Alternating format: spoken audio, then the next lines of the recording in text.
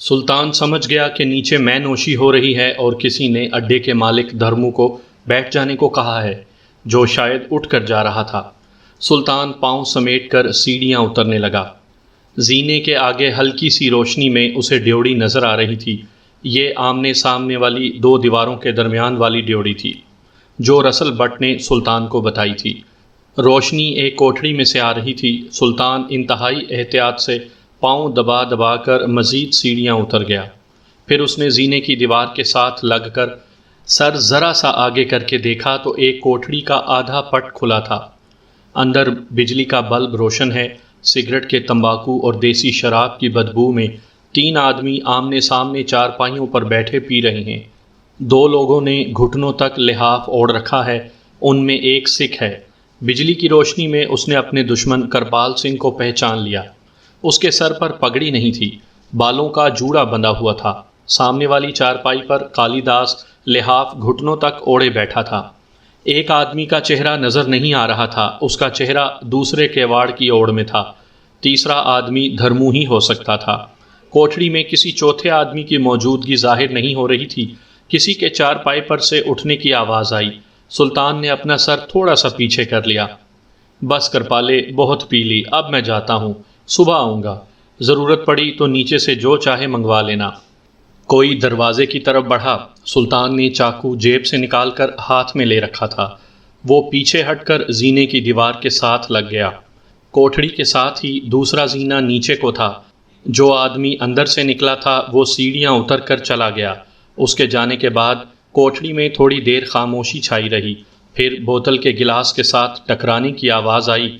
سلطان نے سر آگے کر کے دیکھا۔ کرپال سنگھ گلاس میں شراب ڈال کر اپنے سامنے بیٹھے کالی داس کو دے رہا تھا۔ کالی داس کو گالی دے کر بولا، اوئے کیراڑ بوہا بند کر، سردی آ رہی ہے۔ کالی داس نے گلاس میں سے 2 گھونٹ پیے اور اٹھ کر دروازے کو بند کر دیا۔ سلطان کو میدان میں اترنا تھا۔ میدان خالی بھی تھا اور اس کے دشمن بھی موجود تھے۔ کون مرے گا، کس کی زندگی باقی رہے گی، کچھ معلوم نہیں تھا۔ سلطان اس حقیقت سے بے خبر نہیں تھا کہ ان دونوں بدماشوں کے پاس اسلحہ ضرور ہے، پستول بھی ہو سکتے ہیں، ریوالور بھی ہو سکتے ہیں۔ سلطان کو نہ خود فائر کرنا تھا، نہ ان میں سے کسی کو فائر کرنے کی مہلت دینی تھی، کیونکہ نیچے لوگ بیٹھے تھے۔ ہو سکتا تھا دھرمو بھی ابھی وہیں موجود ہو۔ ایک بات سلطان کے حق میں جاتی تھی، کرپال سنگھ اور کالی داس دونوں نشے میں تھے۔ سیڑھیوں پر کھڑے کھڑے اس نے ایک لمحے کے لیے آنکھیں بند کیں، کچھ غور کیا، آنکھیں کھولیں اور دونوں کوٹھڑیوں کے درمیان والی ڈیوڑی میں آ گیا۔ دونوں کوٹھڑیوں کے دروازے بند تھے۔ اندر سے کرپال سنگھ اور کالی داس کے بار بار کہکہے لگا کر ہنسنے اور کسی ہندو عورت کا نام لے کر اسے گالیاں دینے کی آوازیں آ رہی تھیں۔ سلطان نے آگے بڑھ کر دروازے پر آہستہ سے دستک دی۔ دوسری بار دستک دینے پر کوٹھڑی میں سے کرپال سنگھ نے بلند آواز میں پوچھا، کون ہے اوئے؟ سلطان نے تھوڑی سی آواز بدل کر کہا، دھرمو ہوں یار۔ اندر سے کرپال سنگھ نے پوچھا، اب کیا ہو گیا ہے دھرمو بھاپے؟ سلطان نے جواب نہ دیا۔ کالی داس کی آواز سنائی دی، جا یار، اٹھ کر دروازہ کھول، کوئی ضروری کام ہی ہوگا۔ موت نے کرپال سنگھ کے نام کی پرچی نکالی تھی۔ کرپال سنگھ نے اٹھ کر دروازہ کھولا۔ سلطان اس دوران دیوار کے ساتھ اندھیرے میں ہو گیا تھا۔ کرپال سنگھ کو چڑھی ہوئی تھی، اس کا سر گھوم رہا تھا۔ وہ آنکھیں کھول کر ادھر ادھر اندھیرے میں دیکھتے ہوئے بولا، کہاں ہو تم دھرمو؟ ادھر ہوں یار، سلطان نے آہستہ سے کہا۔ سلطان چاہتا تھا کہ کرپال سنگھ دروازے سے نکل آئے، وہ کالی داس کی نگاہوں سے ایک لمحے کے لیے اوجھل ہو جائے۔ سلطان کی آواز پر کرپال سنگھ دروازہ چھوڑ کر اس کی طرف بڑھا۔ جوں ہی وہ 2 قدم آگے آیا، سلطان بجلی کی طرح اس پر جھپٹا۔ اسے کمانڈو ٹریننگ کے سارے سبق، سارے داؤ پیچ ازبر تھے۔ بائیں بازو میں اس نے عقاب کی طرح جھپٹ کر کرپال سنگھ کی گردن دبوچی اور سیدھے ہاتھ میں پکڑا ہوا لمبا چاقو اس کی گردن پر پھیر دیا۔ یہ سب کچھ بجلی کی سی تیزی سے ہوا۔ گردن پر چاقو پھیرتے ہی سلطان نے کرپال سنگھ کو ڈیوڑی کے فرش پر گرایا اور اس کی آدھی سے زیادہ کٹی ہوئی گردن پر اپنا پاؤں رکھ کر اپنا پورا وزن اس پر ڈال دیا۔ خرر خرر کی آوازیں آنے لگیں۔ خون کرپالے سنگھ کی کٹی ہوئی گردن سے ابل ابل کر فرش پر بہنے لگا۔ کوٹھڑی کے اندر سے کالی داس نے آواز دی، بھاپے، باہر کیا ہو رہا ہے؟ سلطان دیوار کے ساتھ لگا خاموش کھڑا رہا۔ کالی داس کو جب باہر سے کرپال سنگھ کی آواز نہ آئی تو وہ خود جھومتا جھامتا اٹھا اور دروازے میں آ گیا۔ سلطان اسی لمحے کا انتظار کر رہا تھا۔ جوں ہی کالی داس نے گردن آگے کر کے دیکھا، سلطان نے اس کی گردن اپنے بازو کے شکنجے میں جکڑی اور اسے گھسیٹتا ہوا کوٹھڑی کے اندر لے گیا۔ اسے چارپائی پر گرایا اور خون آلود چاقو اس کی گردن پر رکھ کر کہا، اس چاقو پر کرپال سنگھ کا خون لگا ہوا ہے، میں نے اسے قتل کر دیا ہے۔ تمہیں اس لیے قتل نہیں کیا کہ مجھے تم سے کچھ پوچھنا ہے۔ اگر میرے سوال کا جواب سچ سچ دو گے تو میں تمہیں نہیں ماروں گا۔ مجھے بتاؤ وہ لڑکی کہاں ہے جس کو تم اغوا کر کے پاکستان سے یہاں لائے تھے؟ سلطان نے اپنے منہ اور سر پر اونی مفلر اس طرح سے اوڑھ رکھا تھا کہ کالی داس بجلی کی روشنی میں بھی اسے پہچان نہ سکا۔ کچھ اس وقت وہ پوری طرح اپنے حواس میں بھی نہیں تھا۔ اس کا گلا دبا ہوا تھا۔ سلطان نے بازو کا شکنجا ذرا ڈھیلا کر دیا اور چاقو کی نوک اس کی گردن میں ذرا دبائی۔ بولو وہ لڑکی کہاں ہے؟ کالی داس کی آنکھیں باہر کو نکل آئی تھیں۔ اس نے گھٹی گھٹی آواز میں کہا، بھائیا اسے میرٹھ لے گیا تھا، بھائی رفیق کے گھر، وہاں سے وہ دلی بھاگ گئی۔ سلطان نے چاقو کی نوک کالی داس کی گردن میں چبو کر اس سے پوری بات معلوم کر لی۔ پھر اس نے کالی داس کی آنکھوں میں آنکھیں ڈال کر کہا، کرپال سنگھ کو میں نے اتنی مہلت نہیں دی کہ وہ مجھے پہچان سکے۔ میں چاہتا ہوں کہ مرنے سے پہلے تم مجھے پہچان لو۔ میں اکبر شاہ کا بیٹا ہوں، جس کو تم دونوں قتل کر کے اس کی ہونے والی بہو کو اٹھا کر لے آئے تھے۔ کالی داس کا سارا بدن تھر تھر کانپ رہا تھا۔ اس نے ہاتھ جوڑ دیے، اس کے ہونٹ ہل رہے تھے، آواز نہیں نکل رہی تھی۔ شاید وہ سلطان سے معافی مانگ رہا تھا، مگر اپنا جملہ مکمل کرتے ہی سلطان کا چاقو کالی داس کی شہ رگ کاٹ چکا تھا۔ سلطان نے شہ رگ کے کٹتے ہی کالی داس کو دھکا دے کر پرے گرا دیا۔ اس کے ساتھ ہی وہ کوٹھڑی سے باہر نکلا، سیڑھیوں پر سے ہوتا کوٹھڑی کی چھت پر آیا۔ چھت کی منڈیر پر سے اچھل کر درخت کی ٹہنی پکڑی اور تنے سے لپٹ کر نیچے آ گیا۔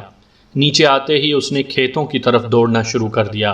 کھیت میں رکھا ہوا کمبل اٹھا کر کاندھے پر ڈالا اور تیز تیز قدم اٹھاتا کماد کی اونچی فصل میں گھس گیا۔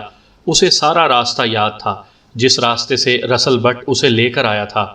اس راستے سے ہوتا ہوا وہ ریلوے لائن پر چڑھ گیا۔ وہاں سے چلتے چلتے رسل بٹ کے مکان کے قریبی کھیت میں داخل ہو گیا۔ سامنے کھیت کے کنارے رسل بٹ کا مکان تھا۔ وہ پیچھے سے ہو کر مکان کے سامنے آیا۔ دروازے کو اس نے ذرا سا دھکیلا تو دروازہ کھل گیا۔ رسل بٹ نے اسے بتایا ہوا تھا کہ دروازہ بند ہوگا مگر اندر سے چٹخنی نہیں لگی ہوگی۔ رسل بٹ اسی کے انتظار میں تھا۔ آہٹ سن کر کمرے سے باہر نکل آیا۔ اندھیرے میں اسے سلطان کا ہیولا دکھائی دیا تو آہستہ سے پوچھا، خیر ہے نا؟ ہاں۔ رسل بٹ کے کمرے میں آ کر سلطان چارپائی پر بیٹھ گیا۔ جیب سے کمانڈو چاقو نکال کر جلتی ہوئی بتی کی روشنی میں چاقو کے پھل کو دیکھا۔ اگرچہ اس نے چاقو وہاں صاف تو کر لیا تھا مگر ابھی تک اس پر تھوڑا تھوڑا خون لگا ہوا تھا۔ سلطان نے چاقو رسل بٹ کو دکھاتے ہوئے کہا، پتہ نہیں یہ کرپال سنگھ کا خون ہے کہ کالی داس کا، میں نے ان دونوں کو قتل کر دیا ہے۔ رسل بٹ نے سلطان کو گلے سے لگا لیا، پھر اس کو سبز چائے گرم کر کے پلائی اور قتل کی دونوں وارداتوں کا حال پوچھنے لگا۔ سلطان نے صرف اتنا کہا، میں نے اپنے باپ کے قتل کا تو بدلہ لے لیا ہے، اپنی ہونے والی بیوی کی تلاش ابھی باقی ہے۔ تم ایسا کرنا، صبح نماز کے بعد جا کر مولوی صدر الدین صاحب کو بلا لانا۔ سلطان نے باقی رات کبھی جاگ کر کبھی سو کر اس پیچ و تاب میں گزار دی کہ نسرین نہ جانے کس حال میں ہوگی۔ دن کی روشنی پھیلی تو نماز کے بعد رسل بٹ مسجد میں جا کر مولوی صاحب کو بلا لایا۔ انہوں نے جب سنا کہ سلطان نے دونوں کافروں کو جہنم واصل کر دیا ہے تو سلطان کو سینے سے لگا کر کہا، تم مجاہد ہو۔ سلطان نے فکر مند لہجے میں کہا، نسرین کہاں ہوگی مولوی صاحب؟ کیا میں کافر کالی داس کا بیان صحیح سمجھ لوں کہ وہ دلی کی طرف نکل گئی ہے؟ مولوی صاحب کچھ دیر سوچتے رہے، پھر کہنے لگے، میرا خیال ہے کافر نے غلط نہیں کہا تھا، کیونکہ اگر لڑکی ان کے پاس ہوتی تو پھر اس کوٹھڑی میں ضرور موجود ہوتی۔ سلطان گہری محویت سے جیسے چونکتے ہوئے بولا، ہاں آپ کی یہ بات تو ٹھیک ہے، مگر وہ دلی کہاں گئی ہوگی؟ مولوی صاحب نے افسوس کے ساتھ سر ہلاتے ہوئے کہا، کچھ کہا نہیں جا سکتا، اللہ تعالیٰ اسے اپنی امان میں رکھے۔ میرا خیال ہے کہ تمہیں پہلے میرٹھ اس شخص کے پاس جانا چاہیے جہاں کرپال کا باپ لڑکی کو لے کر گیا تھا۔ سلطان کہنے لگا مگر مجھے تو اس کے بارے میں کچھ بھی معلوم نہیں کہ وہ میرٹھ کہاں رہتا ہے۔ کالی داس نے اتنا ہی بتایا تھا کہ وہ منیاری کی دکان کرتا ہے اور رفیق بھائی اس کا نام ہے۔ مولوی صاحب نے کہا تمہیں اس سے پورا پتہ معلوم کر لینا چاہیے تھا۔ سلطان بولا میرے پاس اتنا وقت ہی کہاں تھا، کرپال سنگھ کی لاش ڈیوڑی میں پڑی تھی، اگر میں ذرا دیر کرتا تو ڈر تھا کہ نیچے سے کوئی اوپر نہ آ جائے، پھر تو کالی داس میرے ہاتھ سے نکل گیا تھا، مجھے اس کافر کو قتل کرنے کی جلدی تھی۔ رسل بٹ نے کہا یہ بھائی رفیق کون ہے؟ اس کا پورا پتہ میں اپنے بھائی کے ذریعے معلوم کر لوں گا۔ یہ ٹھیک ہے، مولوی صاحب نے رسل بٹ کی تائید کرتے ہوئے کہا، تم کسی طرح رفیق کا پتہ معلوم کرو، پھر وہاں سے یہ معلوم ہو سکے گا کہ لڑکی گھر سے بھاگی تھی یا اپنی مرضی سے گئی ہے، اور اگر اپنی مرضی سے بھی گئی ہے تو دلی کس کے پاس گئی ہے۔ ہو سکتا ہے میرٹھ والے رفیق نے لڑکی کو مسلمان سمجھ کر ہندو سکھوں کے ہاتھ سے بچانے کے لیے دلی اپنے کسی عزیز کے ہاں بھجوا دیا ہو۔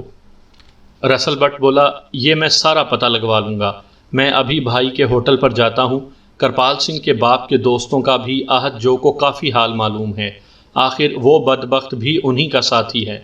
مولوی صاحب نے سلطان کو ہدایت کی کہ وہ اب مکان سے باہر قدم نہ نکالے، ان بدماشوں کے قتل کے بعد پولیس تفتیش شروع کر دے گی، تم جتنا گھر کے اندر رہو اتنا اچھا ہے۔ مولوی صاحب رسل بٹ کو ساتھ لے کر گھر سے چلے گئے۔ رسل بٹ نے مولوی صاحب کو مسجد کے سامنے چھوڑا اور خود اپنے بھائی احد جو کے ہوٹل پر آ گیا۔ ناشتے کا وقت تھا، ہوٹل پر اس وقت کافی گاہک تھے۔ احد جو نے بھائی کو دیکھا تو بولا کیا بات ہے، صبح ہی صبح آ گئے ہو؟ دونوں بھائیوں کی آپس میں نہیں بنتی تھی، اس کی وجہ یہی تھی کہ احد جو کا بدماش سمگلر ٹائپ کے لوگوں کے ساتھ اٹھنا بیٹھنا تھا جس کو رسل بٹ پسند نہیں کرتا تھا۔ رسل بٹ کاؤنٹر کے قریب کرسی کھینچ کر بیٹھ گیا اور سگریٹ سلگا کر بولا میں تم سے ایک ضروری بات کرنے آیا ہوں۔ تو پھر ذرا ٹھہر جاؤ۔ رسل بٹ نے چائے منگوا لی اور اطمینان سے بیٹھ کر چائے پینے لگا۔ جب ذرا گاہک کم ہوئے تو احد جو نے پوچھا اب بتاؤ کیا بات کرنی ہے مجھ سے؟ رسل بٹ کہنے لگا تم سے مختصر بات کروں گا، مختصر جواب دے دینا، اگر معلوم ہوا تو دے دینا، اگر نہیں معلوم تو نہ کر دینا۔ احد جو بولا پہلے بات تو بتاؤ۔ تو سنو، رسل بٹ نے کہا، کرپال سنگھ اور کالی داس پاکستان سے ایک لڑکی اٹھا کر لائے تھے، اب معلوم ہوا ہے کہ کرپال سنگھ کا بھائیا لڑکی کو ساتھ لے کر میرٹھ کسی رفیق بھائی کے ہاں چھوڑ آیا ہے۔ مجھے صرف یہ معلوم کرنا ہے کہ یہ رفیق کون ہے، بس 2 لفظوں میں اس کا جواب چاہیے۔ احد جو نے بیزاری سے کہا تم کیا لگتے ہو لڑکی کے؟ رسل بٹ کو غصہ آ گیا، میں اس کا بھائی ہوں، وہ میری مسلمان بہن ہے، تم تو بے غیرت ہو گئے ہو، ہندو سکھوں کے ساتھ مل کر سمگلنگ کرتے ہو، بکواس بند کرو۔ ہوٹل کے 2-1 گاہکوں اور بیروں نے گردنیں موڑ کر دونوں کی طرف دیکھا۔ احد جو نے ہاتھ کے اشارے سے کہا ٹھیک ہے، سب ٹھیک ہے۔ رسل بٹ کوئی بات کہنے لگا تو احد جو نے ہاتھ اس کی طرف کھول کر کہا بس اب کچھ نہ کہنا، معلوم کرنا چاہتے ہو کہ وہ رفیق کون ہے تو سنو، وہ بھائیے کا کلاس فیلو رہ چکا ہے، میرٹھ میں اسٹیشن کے پیچھے بازار میں اس کی منیاری کی دکان ہے، سب اسے بھائی رفیق کہتے ہیں، اب یہاں سے چلے جاؤ۔ رسل بٹ کو یہی کچھ تو معلوم کرنا تھا، وہ اٹھا اور چل دیا، سیدھا مسجد میں مولوی صدر الدین کے پاس آیا، انہیں ساری بات سنا دی۔ وہ کہنے لگے تم گھر چلو، میں تھوڑی دیر میں آتا ہوں۔ گھر آیا تو دیکھا کہ سلطان گہری نیند سو رہا ہے، اس نے اسے جگانا مناسب نہ سمجھا، اس کے خود بخود جاگنے کا انتظار کرنے لگا۔ کچھ دیر گزری تو مولوی صاحب بھی آ گئے، انہوں نے سلطان کو جگا دیا اور بھائی رفیق کے بارے میں تفصیلات بتائیں۔ مولوی صاحب نے کہا بیٹا اب تمہارا فرض ہے کہ تم سیدھے میرٹھ شہر جا کر بھائی رفیق سے ملو اور پتہ کرو کہ نسرین اصل میں کہاں ہے۔ سلطان کے سامنے بھی یہی ایک راستہ تھا، رسل بٹ کی مدد سے وہ پاکستانی کرنسی جو وہ اپنے ساتھ لایا تھا اس کو انڈین کرنسی میں تبدیل کروا چکا تھا، اور اس رات ریل گاڑی میں بیٹھ کر میرٹھ شہر کی طرف چل دیا۔ دوسرے دن صبح گاڑی نے اسے میرٹھ پہنچا دیا۔ مارکیٹ کی دکانیں نہیں کھلی تھیں ابھی۔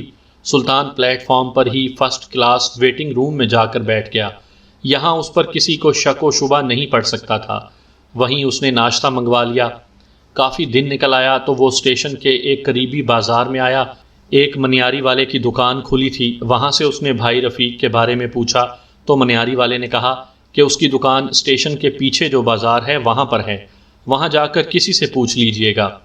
اس وقت بھائی رفیق دکان پر ہی تھا۔ سلطان نے جا کر سلام کیا اور ادھر ادھر کی دو چار باتوں کے بعد کہا، بھائی جان، امرتسر سے کرپال سنگھ کا باپ ایک لڑکی لے کر آپ کے پاس آیا تھا، مجھے اس کے بارے میں پتہ کرنا ہے کہ وہ لڑکی کہاں ہے۔ بھائی رفیق کو جیسے بجلی کا کرنٹ لگا، چونک کر سلطان کو اوپر سے نیچے تک دیکھا اور پوچھا، آپ لڑکی کے کون لگتے ہیں؟ میرے پاس کوئی بھائیا کسی لڑکی کو لے کر نہیں آیا، آپ غلط دکان پر آ گئے ہیں۔ سلطان ساری اسکیم دل میں سوچ کر آیا تھا۔ رفیق کے ذرا قریب ہو کر رازداری کے لہجے میں بولا، میں پنجاب CID پولیس کا انسپکٹر شرما ہوں، وہ لڑکی پاکستانی ہے، یہ ہمیں معلوم ہے کہ اسے کوئی سکھ تمہارے پاس لے کر آیا تھا۔ اگر لڑکی تمہارے پاس ہے تو چپکے سے میرے حوالے کر دو، میں وعدہ کرتا ہوں تمہارے خلاف کوئی کارروائی نہیں ہوگی۔ بھائی رفیق کا رنگ زرد پڑ گیا، وہ آدمی ہی ڈرپوک تھا۔ ہاتھ جوڑ کر بولا، شرما جی، بے شک لڑکی میرے پاس آئی تھی، اسے میرا بچپن کا کلاس فیلو مہا سنگھ امرتسر سے لایا تھا۔ چونکہ لڑکی مسلمان تھی اور میرا دوست سکھ ایک دیندار آدمی ہے، وہ چاہتا تھا کہ وہ ایک مسلمان کے گھر رہے تاکہ اس کی عزت و آبرو محفوظ ہو جائے، مگر میں قسم کھا کر کہتا ہوں کہ وہ میرے گھر سے بھاگ گئی ہے۔ پھر اس نے کرپال سنگھ اور کالی داس کے وہاں آ کر لڑکی کو طلب کرنے کا سارا واقعہ بیان کر دیا۔ سلطان کے سامنے واقعات کی ساری کڑیاں ایک ایک کر کے کھلتی جا رہی تھیں۔ جب بھائی رفیق نے کہا کہ لڑکی دلی کی طرف گئی ہے تو سلطان نے پوچھا، وہ کس کے پاس گئی ہوگی، تمہیں کچھ اندازہ ہے؟ بھائی رفیق کہنے لگا، وہ کہہ رہی تھی کہ پاکستان کے سفارت خانے جاؤں گی، وہ لوگ میرے اپنے وطن کے لوگ ہیں، وہ مجھے واپس پاکستان پہنچا دیں گے۔ اس کے بعد سلطان کو بھائی رفیق سے کچھ پوچھنے کی ضرورت محسوس نہ ہوئی۔ وہ اپنی حقیقت بھی ظاہر نہیں کرنا چاہتا تھا۔ دشمن ملک میں وہ کسی پر بھروسہ نہیں کر سکتا تھا۔ اپنے بھائی رفیق کے ساتھ گفتگو کرنے کے بعد اسے معلوم ہو گیا تھا کہ یہ بڑا ڈرپوک آدمی ہے۔ اگر اس نے اصل حقیقت بیان کر دی تو وہ پولیس کے آگے مخبری کر کے الٹا اسے پکڑوا دے گا۔ سلطان نے بھائی رفیق کے کندھے کو دباتے ہوئے کہا، فکر نہ کرو، تم سے وعدہ کیا ہے پورا ہوگا، تمہارا نام کہیں نہیں آئے گا۔ اتنا کہہ کر سلطان وہاں سے واپس ریلوے اسٹیشن پر آ گیا۔ اسٹیشن کے سامنے ایک مسلمان کا ہوٹل تھا، وہاں بیٹھ کر ناشتہ کیا۔ اسٹیشن سے اس نے معلوم کر لیا تھا کہ دلی جانے والی گاڑی 1.5 گھنٹے بعد میرٹھ سٹی اسٹیشن پر پہنچے گی۔ اسے 1.5 گھنٹہ گزارنا تھا۔ انڈین کرنسی کی شکل میں اس کے پاس 3-3.25 ہزار روپے موجود تھے۔ قمیص کے نیچے لگا ہوا ریوالور اور جیکٹ میں کمانڈو چاقو بھی تھا۔ یہ چیزیں تلاشی کے بعد اسے بہت مصیبت میں پھنسا سکتی تھیں۔ وہ ان چیزوں کو اپنے سے الگ بھی نہیں کر سکتا تھا۔ ریلوے اسٹیشن اسے تھوڑی بہت محفوظ جگہ لگ رہی تھی، کیونکہ وہاں اجنبی چہروں والے بہت سارے عام سے لوگ ہوتے ہیں۔ چنانچہ وہ دوبارہ اسٹیشن پر آ گیا۔ اس نے میرٹھ سے دلی تک کا فرسٹ کلاس کا ٹکٹ لے لیا، کیونکہ فرسٹ کلاس کے مسافروں کا بڑا روب ہوتا ہے اور پولیس بھی ان پر ہاتھ نہیں ڈالتی۔ وہ فرسٹ کلاس کے ویٹنگ روم میں آ گیا۔ آدھا گھنٹہ اس نے ویٹنگ روم میں گرم پانی سے منہ ہاتھ دھونے میں لگا دیا۔ باقی وقت ویٹنگ روم کے کونے میں انگریزی کا ایک اخبار منہ کے آگے رکھ کر خبریں، اشتہارات پڑھتے ہوئے گزار دیا۔ گاڑی آ گئی تو وہ تیز تیز قدموں سے چلتا ڈبے میں آ کر اپنی سیٹ پر نیم دراز ہو گیا۔ تھوڑی دیر کے بعد گاڑی دلی کی طرف روانہ ہو گئی۔ دوسری طرف مصیبت کی ماری بے یار و مددگار نسرین دلی کی مضافاتی آبادی تیمار پور بدنام عورت گوبندی کی کوٹھی کے تہہ خانے والے بیڈ روم میں لحاف میں دبکی خدا کو یاد کر رہی تھی۔ گوبندی نے باہر سے دروازے کو تالا لگا رکھا تھا۔ نسرین دل میں عہد کر چکی تھی کہ وہ بھوکی پیاسی اسی ٹھنڈے بیڈ روم میں مر جائے گی، مگر کوئی بھی آ جائے دروازہ نہیں کھولے گی۔ اسے ابھی یہ معلوم نہیں ہوا تھا کہ گوبندی مسلمان نہیں ہے، جیسا کہ اس نے ظاہر کیا تھا۔ کسی نہ کسی طرح پہاڑ جیسی رات بیت گئی۔ صبح ہوئی تو گوبندی نے باہر سے تالا کھول کر دستک دی۔ نسرین نے دروازہ نہ کھولا۔ گوبندی سمجھ گئی کہ باہر سے تالا لگانے کی وجہ سے لڑکی کو کچھ شک پڑ گیا ہے۔ گوبندی نے باہر سے بڑے پیار سے کہا، بیٹی، میں نے تو باہر سے تالا تمہارے ہی بھلے کے لیے لگایا تھا۔ میرا ایک بھانجا ہے، وہ نیم پاگل ہے، وہ رات کو اکثر آ جاتا ہے۔ میں نے سوچا کہ کہیں تمہارے پاس آ کر تمہیں پریشان نہ کرے۔ اٹھو بیٹی، دروازہ کھولو، میں تمہارے لیے چائے لائی ہوں۔ نسرین کو ابھی لوگوں کی عیاریوں کا اتنا تجربہ نہیں تھا۔ اس نے گوبندی کی بات کا یقین کر لیا، اٹھی اور چٹخنی اتار کر دروازہ کھول دیا۔ سامنے گوبندی ہاتھ میں چائے کی پیالی لیے شفقت بھری نظروں سے اسے دیکھ رہی تھی۔ آگے بڑھ کر گوبندی نے ماتھا چوم لیا۔ بیٹی، تمہارے دل میں ایسا خیال کیوں آیا کہ خدا نہ کرے میں نے تمہیں گھر میں قید کر لیا ہے؟ تم تو مجھے اپنی بیٹی کی طرح پیاری ہو۔ یہ لو چائے پی لو، پھر منہ ہاتھ دھو کر تیار ہو جاؤ۔ ناشتہ کرنے کے بعد میں خود تمہیں تمہارے چچا کے ہاں لے جاؤں گی۔ گوبندی کے جانے کے بعد نسرین کو بڑی شرمساری سی محسوس ہوئی کہ اس نے اتنی مخلص عورت پر خوامخواہ شک کیا۔ بیچاری دل میں کیا سوچ رہی ہوگی؟ وہ پلنگ پر ٹیک لگا کر بیٹھ گئی اور چائے پیتے ہوئے سوچنے لگی کہ یہ عورت اس سے اپنی بچی کی طرح محبت کرتی ہے۔ کیا وہ اس کو ساری حقیقت بیان کر دے؟ وہ ضرور اس کی مدد کرے گی اور خود پاکستان کے سفارت خانے تک لے جائے گی۔ نسرین نے فیصلہ کر لیا کہ ناشتہ کرتے ہوئے وہ اپنی محسنہ کو ساری کہانی سنا دے گی۔ چائے پینے کے بعد اس نے باتھ روم میں جا کر منہ ہاتھ دھویا، کنگھی سے بالوں کو ٹھیک کیا اور پلنگ پر آ کر بیٹھ گئی۔ لحاف گھٹنوں کے اوپر کر لیا، یہ خیال کر کے اس کے دل کو بڑی تسلی ہو رہی تھی کہ وہ دلی میں ہے، جہاں اس کے پیارے وطن پاکستان کا سفارت خانہ موجود ہے۔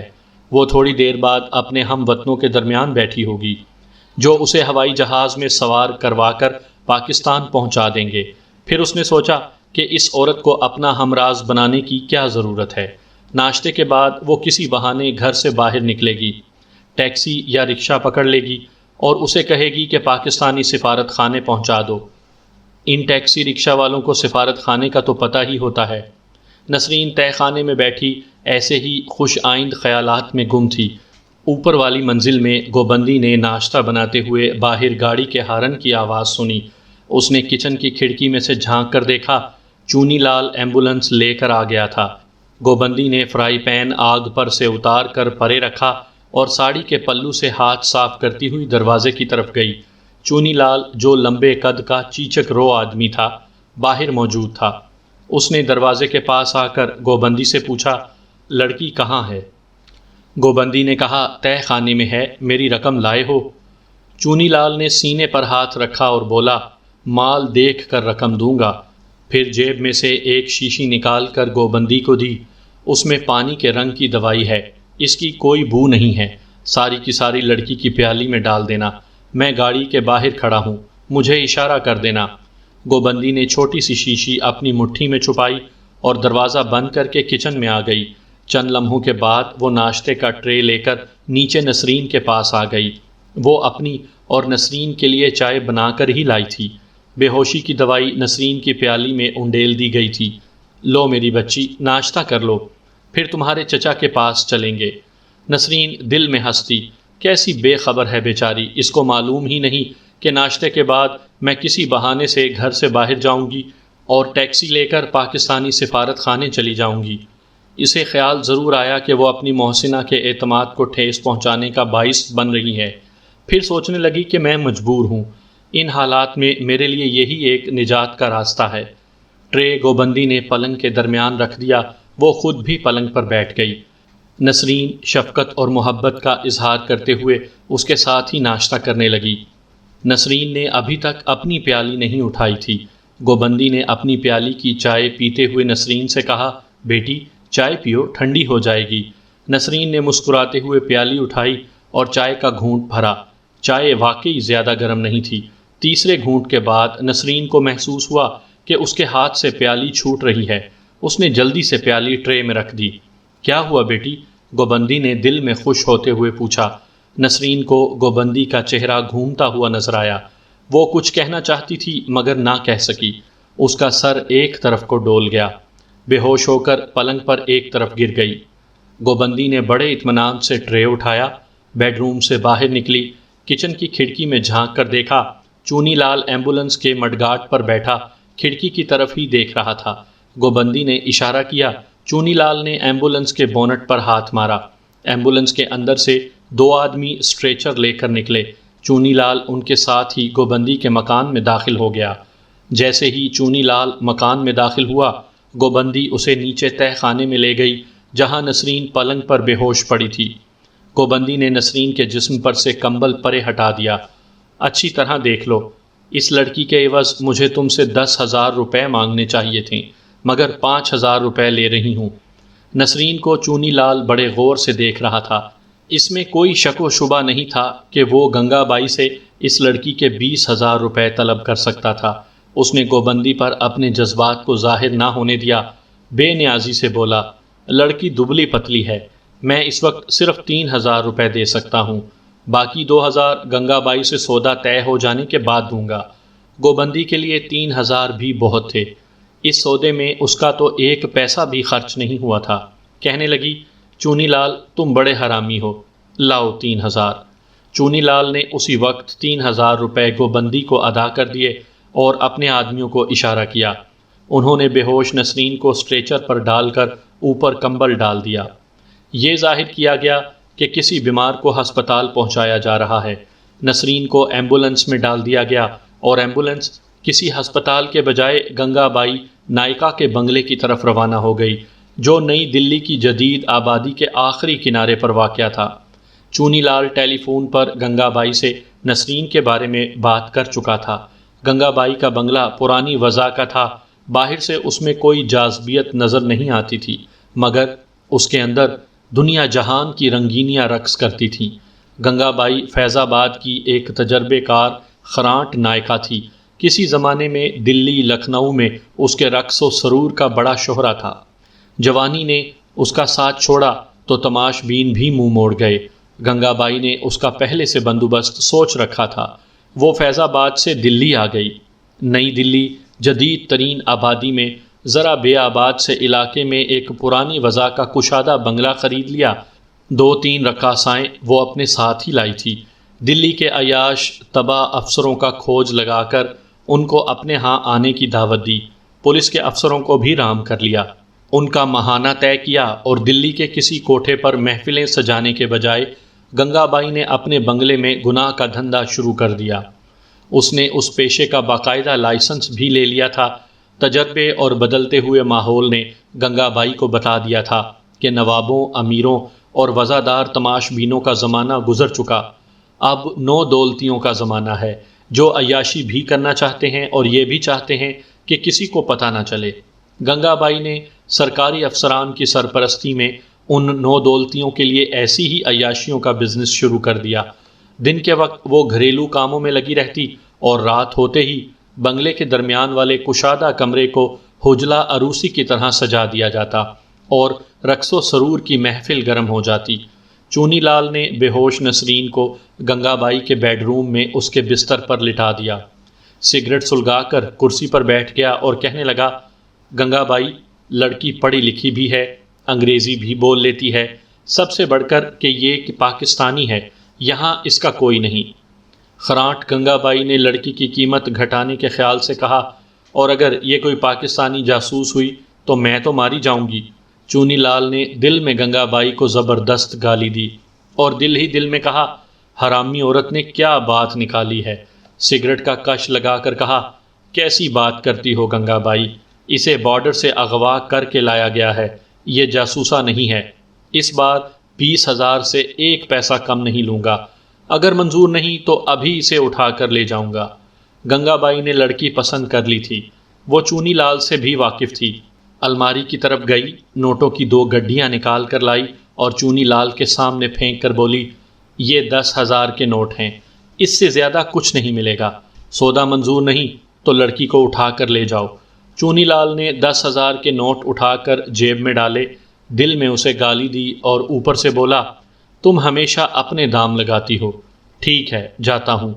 بیڈ روم سے نکلتے ہوئے رک کر اسے دیکھا اور بولا، کسی کے آگے میرا نام نہ آئے، اور ہاں لڑکی مسلمان ہے یہ بھی خیال رکھنا۔ چونی لال کے جاتے ہی گنگا بائی نے اپنی اسسٹنٹ ریٹائرڈ طوائف ساوتری کی نسرین پر ڈیوٹی لگا دی کہ وہ اس کی نگرانی کرے۔ اس پیشے میں غنڈے بڑا اہم رول ادا کرتے ہیں۔ نگینا بائی نے بھی 6-7 غنڈے پال رکھے تھے۔ 2 غنڈے دھرمو اور کیلاش اس کے بنگلے میں رہتے تھے۔ ایک مدراسی جرائم پیشہ ڈاکٹرنی بھی گنگا بائی کے ناپاک دھندے میں شامل تھی۔